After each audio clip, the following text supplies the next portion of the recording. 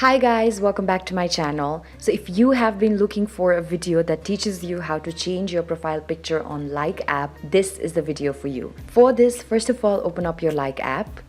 As you open up your Likee app and land on your home page, on the top left corner, you will see your profile icon. Tap on it.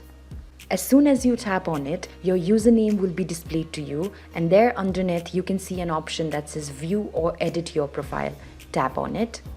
Now after you tap on it, you will see an option that says edit. So simply tap on edit again, and then as you can see here, you can tap to change or delete photos, drag the photos to change their order. So here I'm going to add another photo. I'm going to choose the photo from my photo album. Here I'm choosing a photo and waiting for the photo to get downloaded. Here the photo has gotten downloaded, and now I'm just choosing the area that I feel it must cover and then tap on choose. And this will be one of the photos that will be displayed on my profile. So I want to drag the photo and change its position here so that this is the main photo that appears as my profile picture.